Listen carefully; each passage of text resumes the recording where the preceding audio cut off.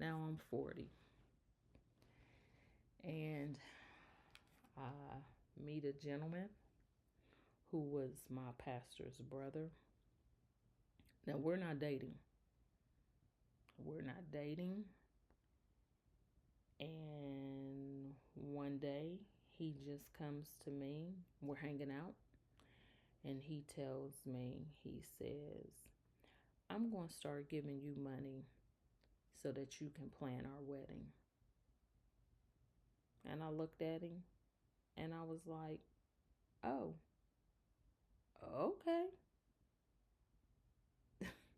As crazy as it sounds, it couldn't get no crazier than that. And that's what I did. On my daughter's birthday, after I turned 40, on Valentine's Day, I married this man. I ain't even know him well enough to be truthful to say that I loved him. I didn't know him well enough.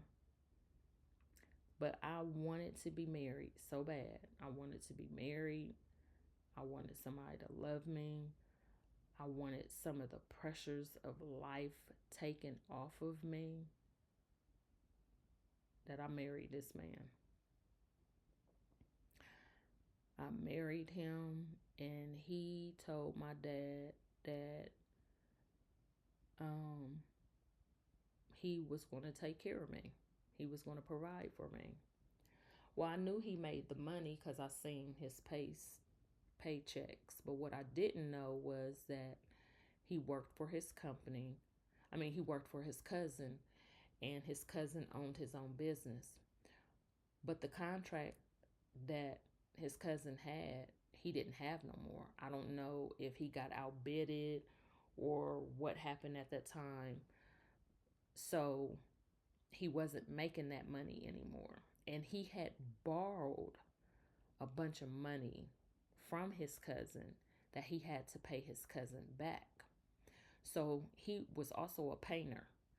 So he was leaving from my father's condo, going to paint every day, and wasn't getting paid for it. And what I ended up finding out was he used me because he was getting ready to get evicted.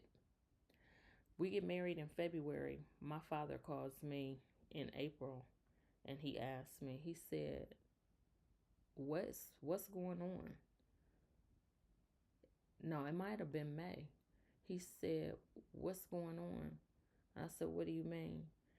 And he said to me, that nigga ain't paid me rent since he been there. He was like,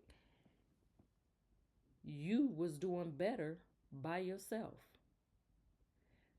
Now, mind you, my dad tried to stop me from marrying this guy. The day of the wedding, it was a house wedding. I was at my pastor's house. I wore black. I wore a black dress from BB's. And my dad was like, don't do this. You do not have to do this. It was so bad, my son's father told me don't do it. He was like, don't marry him. My son's father dogged him. And yeah, I did it anyway. And I got married in February and I put him out in June. And I was divorced by that next January. I wasn't even married a year.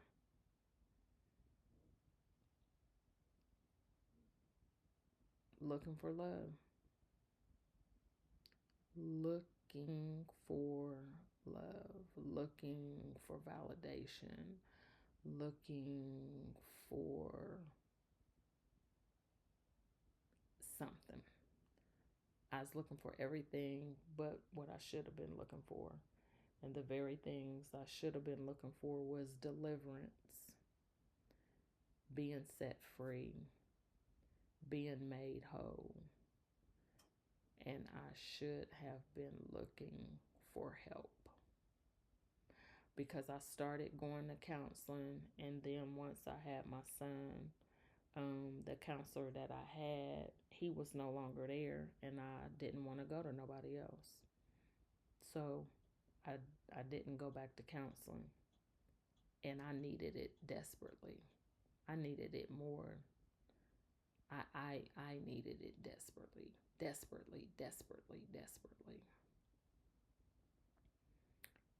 And so by this time, that's 2008. I was single all the way up until 2011. So I was single for 3 years. In 2011, let me tell you something.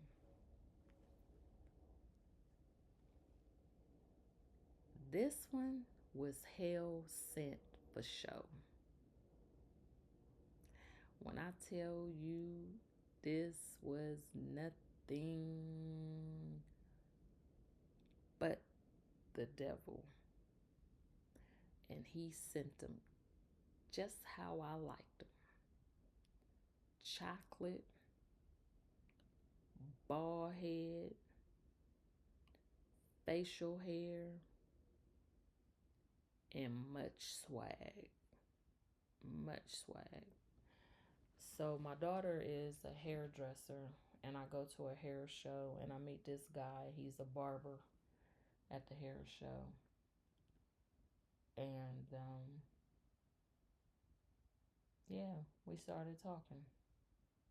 We started having sex, and when I tell you it was so good. He did some things to me, baby, baby. Yeah.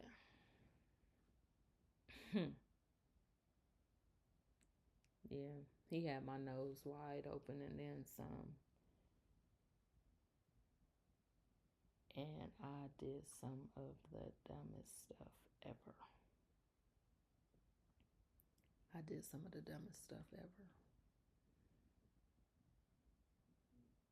Real stupid.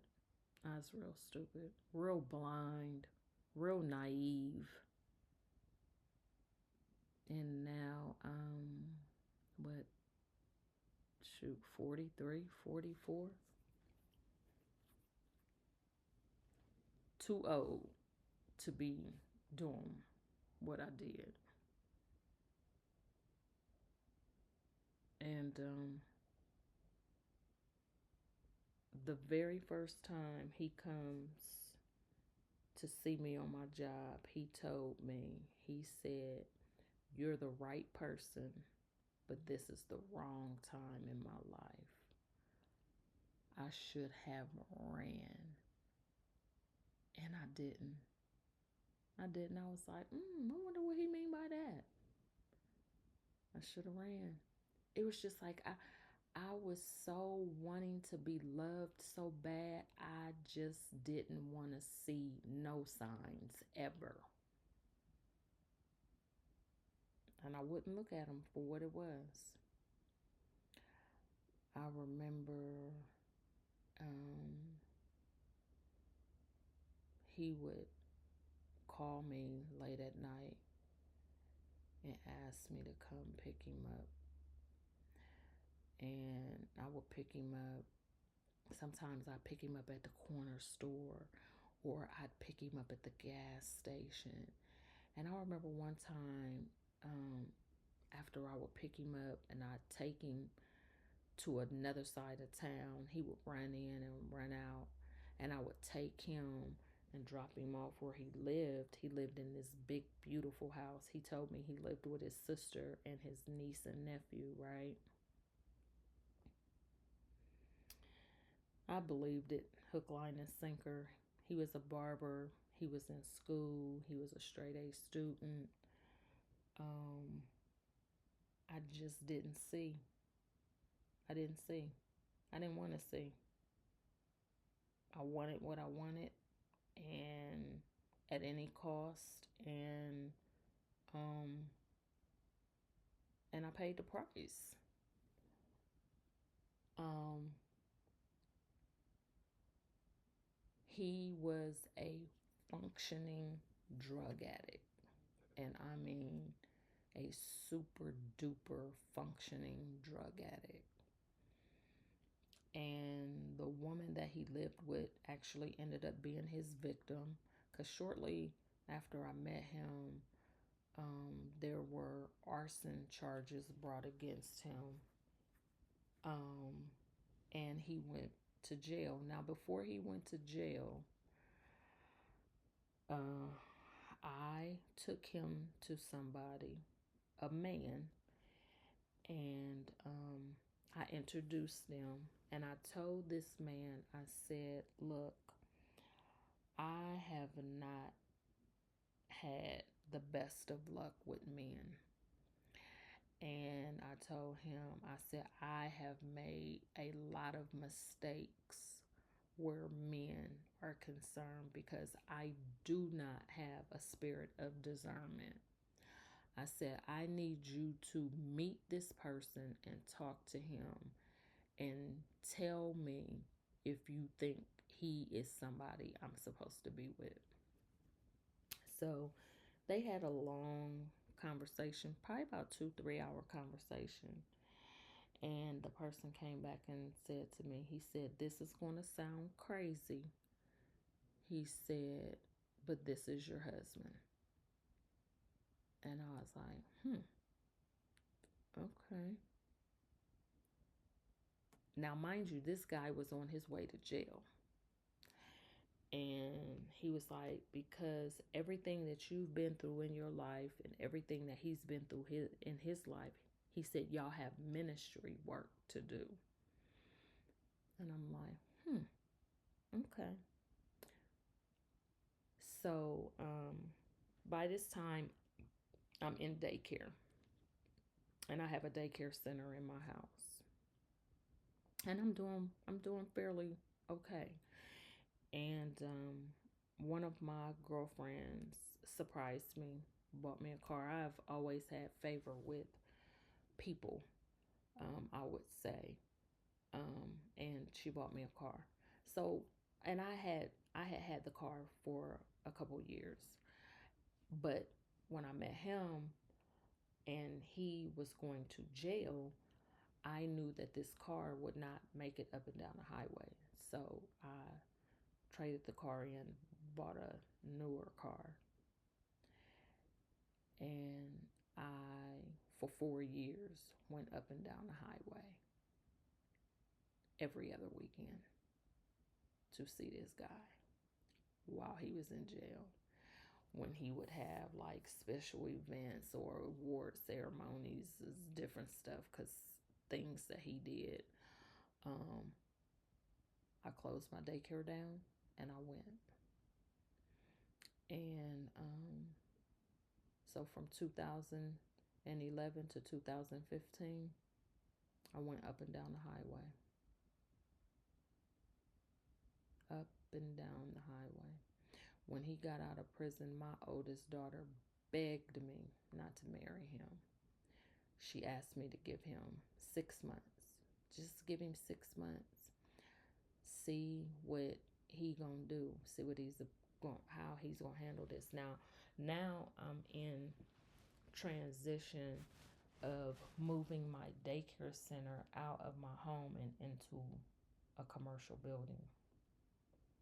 Well, I don't listen to the people I should listen to. I didn't listen to my father when my father told me not to get married the first time. And I didn't listen to my daughter when she asked me to wait. I married him. But let me tell you how God was trying to save me.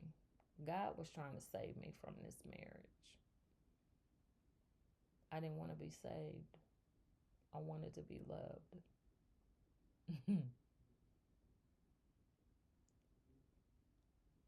I didn't know I needed to file the papers downtown. So anyway, the marriage ended up not being legal. Let me tell you how needy, how desperate I was. We get married in It was either August or September. He has an affair in October.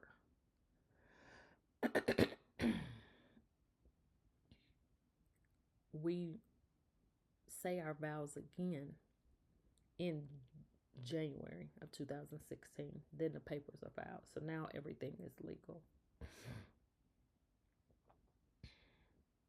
In April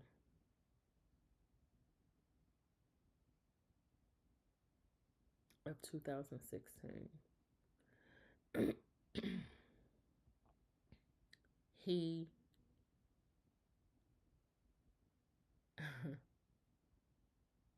he's back in the streets. He's back on drugs, and pretty bad. And I mean, it's pretty bad. It's pretty bad. We're still married. He's in and out, gone for days at a time.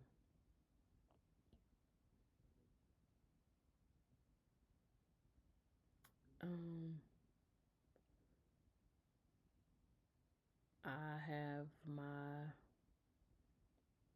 daycare, and since we only have one car, I have to walk. I have to get up at 4 o'clock in the morning to leave my house at 5 o'clock in the morning with my son and my daughter, who is in high school. And we had to walk to open up my daycare. Because what happened was one day he was supposed to come back and take me to open up the daycare, and he didn't come. So I had to walk, and I got there late, and I made a parent late for work, and I had to reimburse her all her money. And I had made a vow that I would never wait on him to come and get me. That if I wanted that business bad enough, I had to do what I had to do. And there were mornings I walked by myself. There was mornings I walked with both of the kids. There was mornings I walked with one of the kids. But I had to walk. Can you imagine? You got a brand new business. Brand new business. Because this is new from being in my home. Now I'm in a commercial building.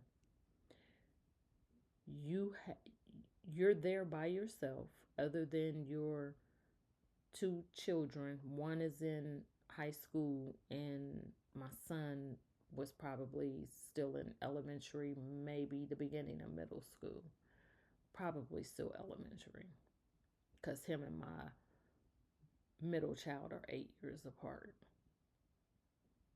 And I'm trying to grow this business under these circumstances. And I had no help. You talking about angry.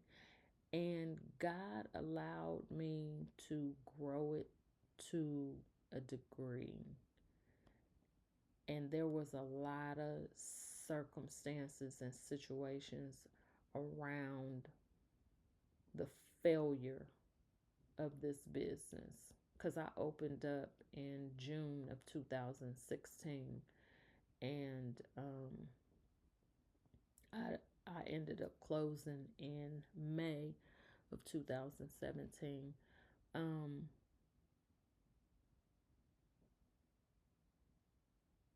I just couldn't handle it emotionally, mentally, physically. I couldn't.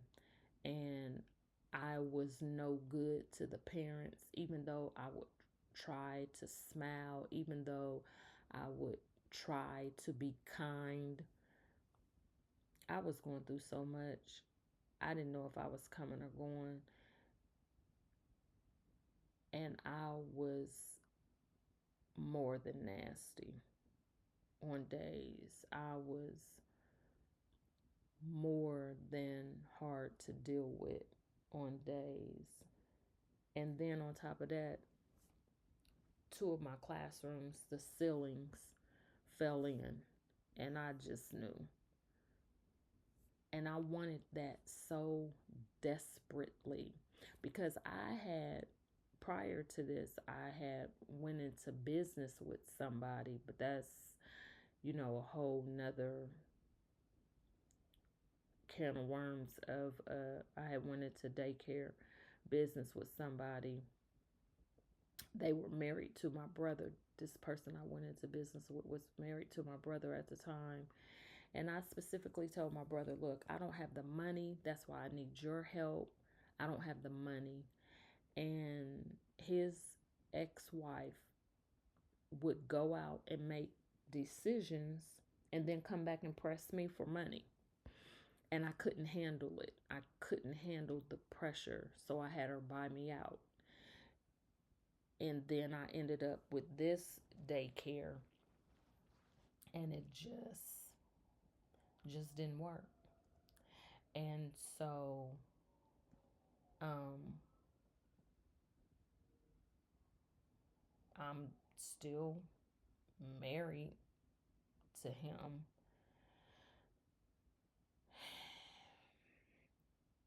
And I move out I move out 2016. And I move into my godparents' house where I lived at when I first had my very first child. And now I'm sleeping on the couch.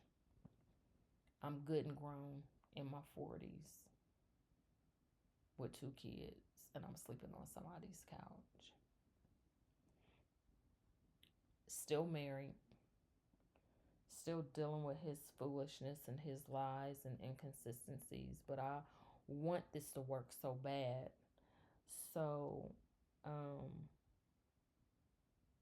in June of 2017, he asked me to move in. And I was like, no, I need to see some changes. Now, I want the marriage. I want it to work. I'm trying to, you know, ride through this addiction with him, hoping he gets the help he need, whatever. Because I want this to be it. Like, I don't want to get a divorce again. And then, I'm thinking we're going to do this ministry together, and we're going to be able to help people. And because of everything he had been through in his life and everything I had been through in my life, we're going to do this, and this is just going to be part of our ministry. So he lived in a double, and he went to his landlord and asked the landlord if I could move on the other side. And the landlord thought it was strange, but that's what I did. Literally, a wall separated us. So we're still working on our marriage. I move in of June on the other side of the wall from him in June of 2017. In November of 2017, he moves a whole woman into his apartment.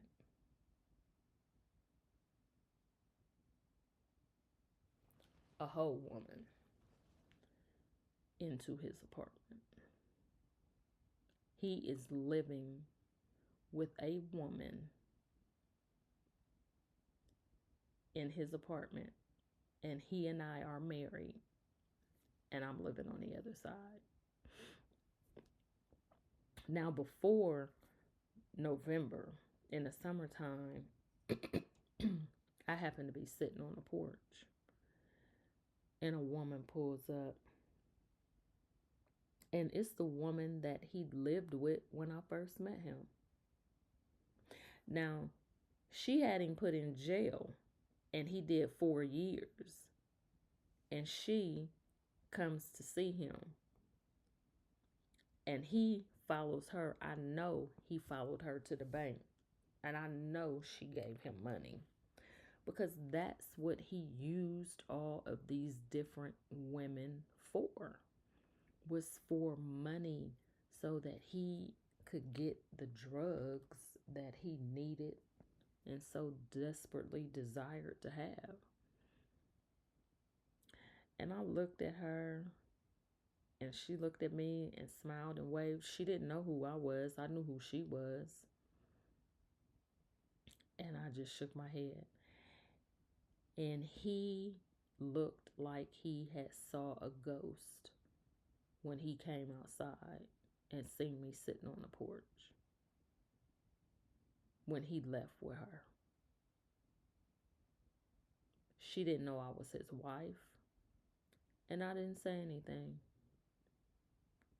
And for months, the woman who moved in with him in November, for months,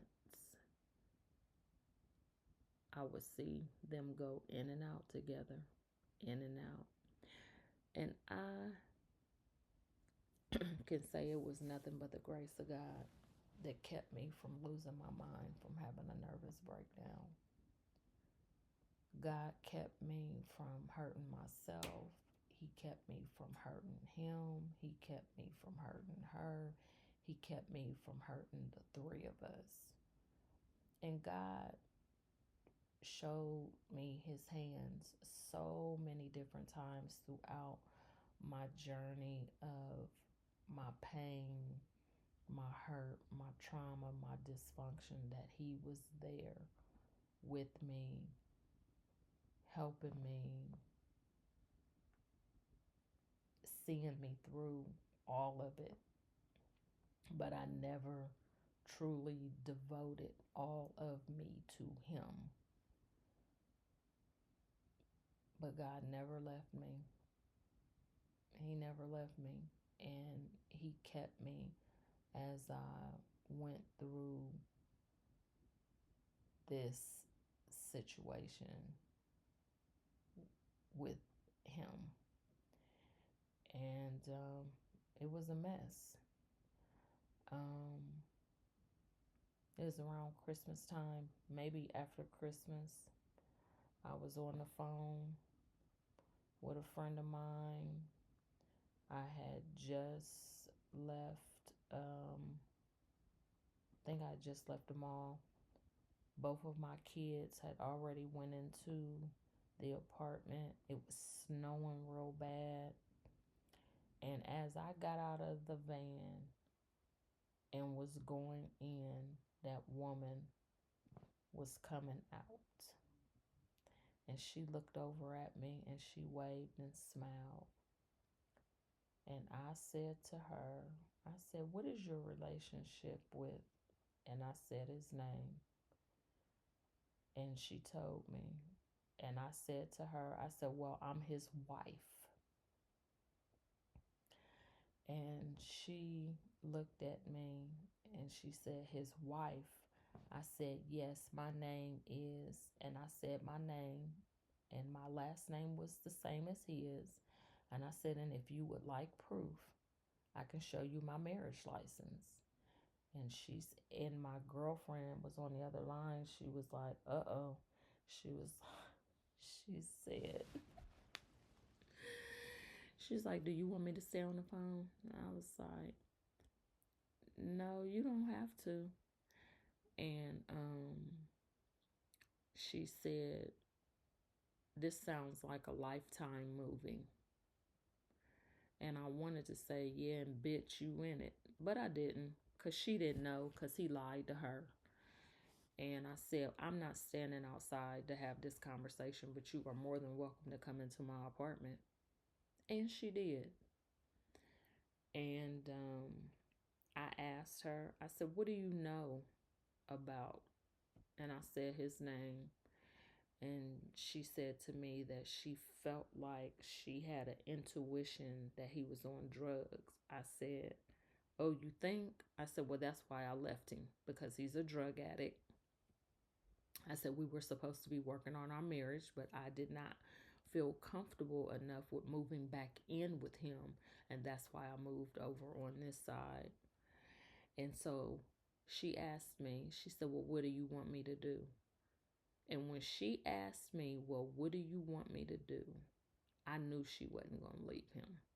And I said, you can have him. I said, because I'm filing for divorce in January. And that's exactly what I did. I filed for divorce from him.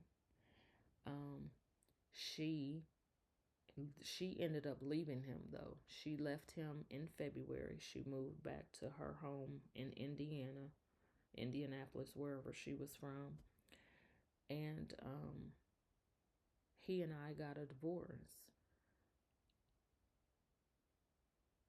But nobody could have ever told me.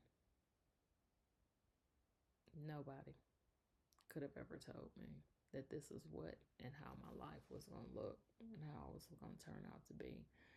And these were the different situations and circumstances that I was going to put myself in. And God was still going to see me through. I had no idea. None.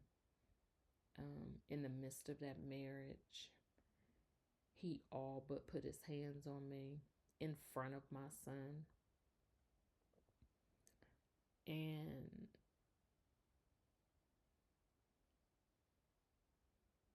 because I wanted to be loved, all in the name of love. And I could have gotten myself killed. I could have hurt somebody. I could have snapped. I could have killed myself. I could have killed them. He could have killed me in one of his, because he was doing crack and sniffing cocaine, and when he couldn't get it, he could have done anything. And I really have to look back over my life to see how God brought me through. It's really been a miracle and a blessing that I made it out of those situations that I put myself in, and I didn't smell like smoke. And I am grateful and thankful to God that no weapon that formed against me prosper, even though I put myself in harm's way. You know, God saw me through and brought me through it all.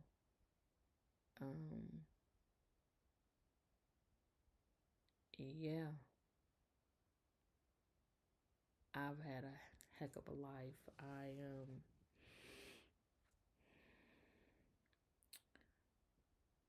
went through the rest of my 40s single. I didn't came into my 50s because I'm now 57. I didn't start dating until 2020. Dated a guy for 2 years, moved to Dayton. That didn't work out. Moved back home, and I've been single ever since. And working on myself and bettering myself and being accountable today for every single thing that I did wrong in my life, everything that I did to me, everything that I did to my kids. I've had to be accountable, but I'm now getting help. I am now in therapy. I have a great therapist. And I've changed how I represent myself totally and completely. Like, I've locked my hair. People never thought they would see me ever with locks. I wear no makeup. And I can do that today because I actually like looking at the person that I see in the mirror. I can look at myself today in the mirror and brush my teeth and not walk away. I could never do that before, ever, because I hated who I saw in the mirror. Didn't love her, didn't like her, hated her. But today, at 57, I can actually say I like her. I like her. And I need her. And I like her so much that I was able to do what I needed to do for my biological parents. I was able to make sure that my biological father had a resting place. I was able to make sure and assist in making sure that my biological mother, because I was not her beneficiary of her life insurance policy. So all of that somebody else had to take care of, but I went to Vegas to do what I could do. And I could only do that because I am walking in my healing today.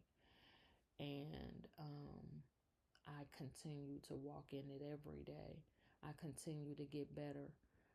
I'm not where I want to be, but I thank God over and over and over and over and over and over. I am nowhere near where I used to be. I have committed a lot of wrongs. I have hurt a lot of people. I have not apologized. I have apologized to some who wanted to hear the apology. I was able to apologize to them. But most importantly, I was able to look at myself in the mirror and apologize to myself. And I tell you, if you can ever get to a place in your life where you can apologize to yourself for all of the wrongs that you've committed, you're in a good place. You're heading in the right direction.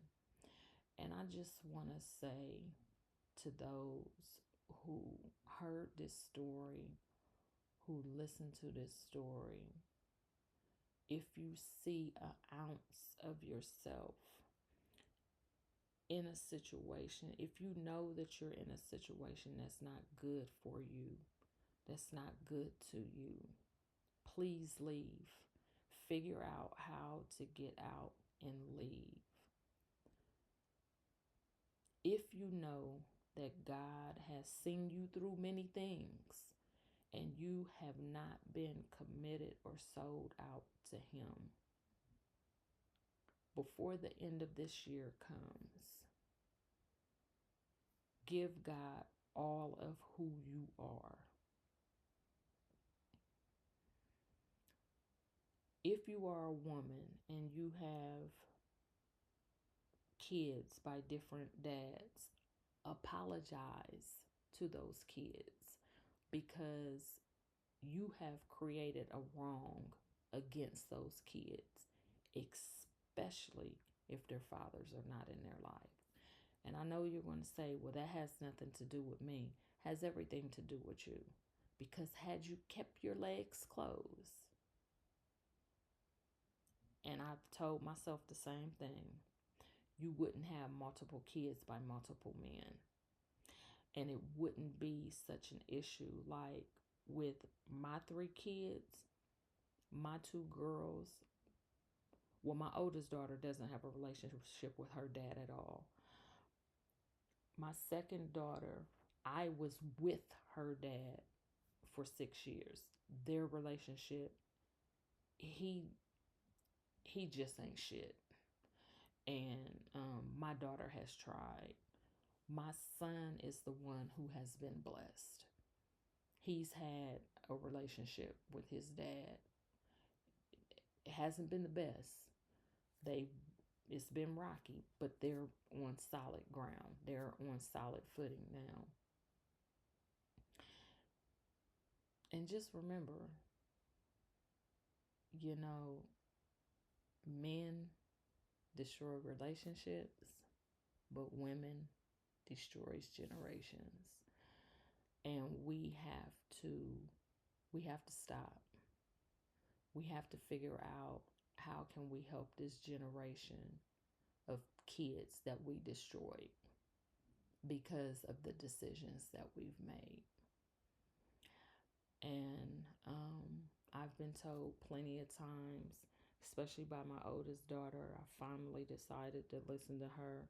Mom, you need to write a book. You need to write a book. I've been told by people who love me that have nothing to really do with, and these are my I call them my bonus kids, my work kids. One just told me, you need to tell your story, you have to speak.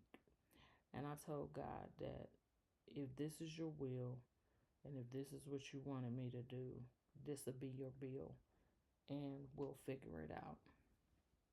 I just want my story to reach those that it needs to reach, to affect them in ways to where they can see themselves get the help that they need,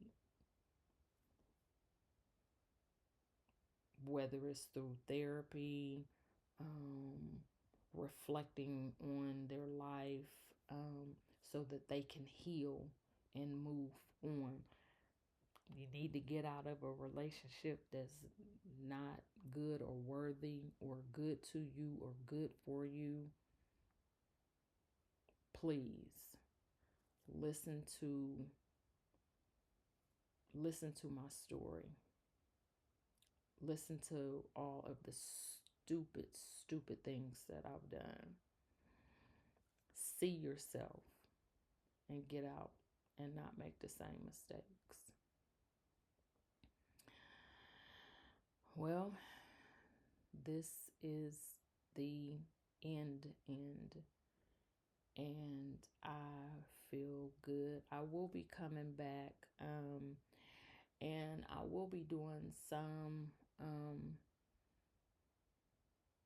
I I will be taping some of my live therapy sessions so that you can actually hear my therapist give me some advice, because there are things um, that have come up, that feelings about my birth parents that I don't understand. And so I am trying to get clarity on my feelings so that I can put everything in its proper place and move on and deal with my life accordingly. Well, this is the end of I Have Something to Say. And I definitely had something to say, though. Goodbye.